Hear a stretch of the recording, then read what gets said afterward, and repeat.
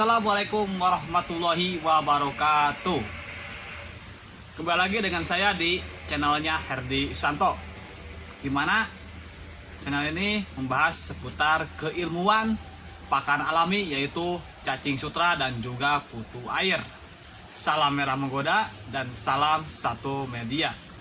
Oke lur, di kesempatan konten hari ini ada kabar gembira dan kabar terbaru, di mana kabar gembira ini bisa menjadi bahan referensi buat dulur-dulur semua, khususnya buat pribadi saya ya.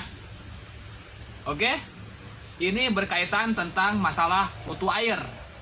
Pernah saya bahas di channel YouTube saya, cara kultur kutu air tanpa dikasih bibit dan tanpa dikasih starter. Itu artinya kutir akan tumbuh sendiri. Dan kali ini memang sama persis halnya ya, kita mengkultur kutu air tanpa dikasih bibit atau starter. Ini saya sedang berada di kolam ikan lele. Ini sudah saya bersihkan ya. Dan memang rencananya ini mau dipakai kembali setelah pengeringan. Tapi mungkin kalian tidak akan percaya. Pastinya di tempat pembuangan kan adalah ya genangan air, walaupun hanya sedikit. Nah, saya menemukan satu pengalaman yang sangat berharga sekali. Bahkan penemuan ini bisa menjadi referensi buat dulur-dulur semua, khususnya buat pribadi saya. Yang saya perhatikan, genangan air ini kalau kita ambil airnya mungkin sekitar 500 milian. Sisa air yang genangan itu bekas pengurasan kolam. Disinilah saya menemukan bahwa ada kehidupan di genangan tersebut. Pas saya perhatikan, ternyata itu adalah kutu air. Daripada penasaran, mungkin kita langsung saja untuk melihat dan menyaksikannya ya. Ini real kutu air tumbuh sendiri, walaupun hanya volume air 500 ml. Dan ini tempat tersebut jauh dari tempat cacing sutra. Kita akan langsung saja untuk menyaksikan sama-sama ya. Ini dia nih. Oke lor, ini kolam ikan lele ya. Dan kolam ikan lele sangatlah jauh dengan budidaya cacing sutra. Ada di sana tuh cacing sutranya ya. Dan ini melewati dua kolam. Oke, ini kolam yang ketiga. Saya akan perlihatkan fakta dan realnya bahwa kutu air memang bisa tumbuh sendiri ya, walaupun tanpa dikasih starter atau bibit. Kita akan langsung saja untuk menyaksikannya dan kita akan perhatikan sama-sama ya. Ini dia nih. Nah, coba perhatikan lur. Ini bekas air dari pengurasan kolam ikan lele. Dan airnya ini bening sekali. Dan ada semacam endapan yang berwarna hijau. Mungkin itu adalah kotoran ikan lelenya. Dan memang masih tersisa. Kita akan perhatikan sepintas tidak ada kehidupan. Kalau kita perhatikan, ternyata ini ada kehidupan di air genangan tersebut, yaitu kutu air. Kita akan saksikan sama-sama dan perlihatkan sama-sama nih. Fokus ya di air genangan ini nih. Fokus di air genangan ini.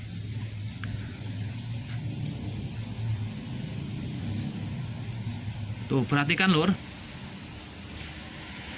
Tuh ya, tuh. Tuh. Pergerakan kutu air sangat banyak sekali tuh.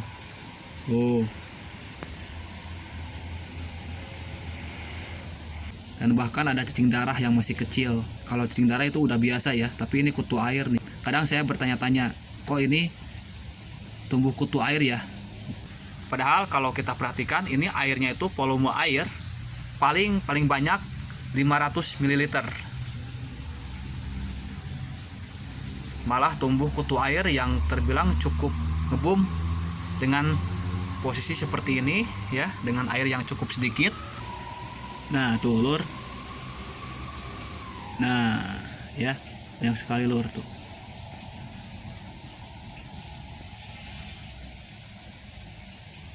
Dari segi warnanya memang merah ya tuh, merah tapi agak keputihan. Nanti saya akan jelaskan kenapa kutu air bisa berwarnanya itu agak keputihan. Saya akan coba fokuskan dulu untuk dulur-dulur semua ya, bahwa ini adalah kutu air. Dan ini real, tidak saya kasih apa-apa. Hanya medianya air, serta mungkin yang hijau itu adalah sisa dari kotoran ikan lele. Nah, itu lur ya. Nah, ini nih. Banyak sekali ya tuh. Hanya segini, tapi kutirnya banyak sekali. Ini bisa dijadikan starternya ini kutir. Tadi yang saya katakan, kenapa ini kutu air warnanya itu agak keputihan. Yang saya perhatikan mungkin untuk sementara ini yaitu kutu air kekurangan nutrisi. Yang pertama ya. Berbeda halnya dengan kutu air yang sering saya budidayakan berwarna merah. Karena kandungan makanannya sangat melimpah sekali, sangat banyak sekali. Kalau di sini mungkin kutu air hanya mengandalkan dari sisa kotoran ikan lele saja, sehingga kutu air kekurangan nutrisi dan warnanya itu agak keputihan.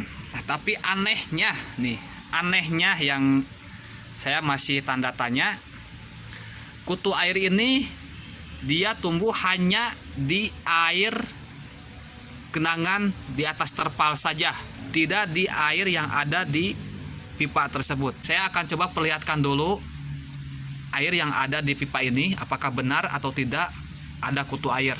Kita akan lihat sama-sama lur. Oke, tuh ini tidak ada kutu air ya. Saya perhatikan terus, ini kok tidak ada tumbuh kutu air ya, padahal ini airnya sama.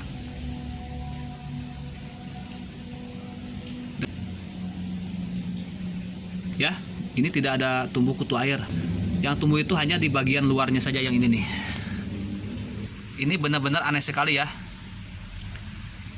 Kutu air yang tumbuh itu ada di air genangan ini, tidak di air yang ada di pipa. Mungkin sahabat-sahabat semua ya, boleh komen di bagian kolom komentar apa pendapat sahabat-sahabat semua. Insya Allah di sini saya akan berbagi pengalaman ya, saling berbagi tanggapan.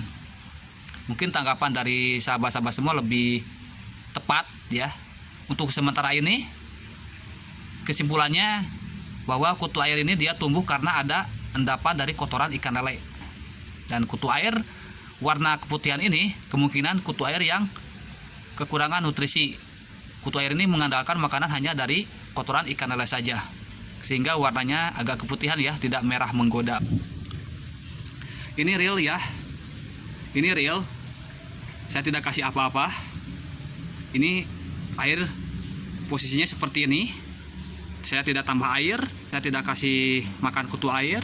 Bahkan ini air sisa ya, bekas pengurasan, terus tertampung seperti ini, dan akhirnya beberapa minggu kemudian tumbuhlah kutu air. Itu tadi ya lur, kutu air ini dia tumbuh tanpa ada cacing sutra, tanpa ada ampas tahu fermentasi, tanpa ada kotoran burung puyuh ya, tanpa ada sayuran, tapi hanya dengan sisa dari air pengurasan atau sisa dari kotoran ikan lele tersebut, itu bisa jadi tumbuh kutu air.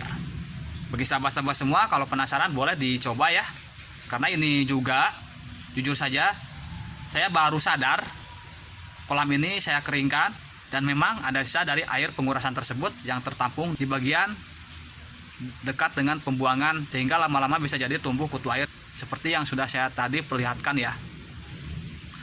Oke, jadi kesimpulannya bahwa kutu air ini akan tumbuh walaupun hanya beberapa bahan saja.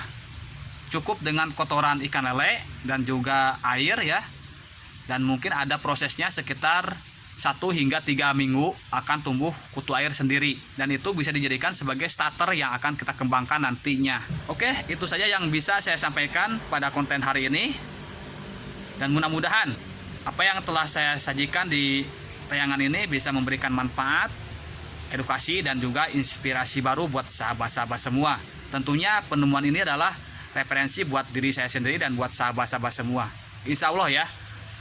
Oke, salam satu media, salam merah menggoda. Wassalamualaikum warahmatullahi wabarakatuh. Pokoknya semakin mantap.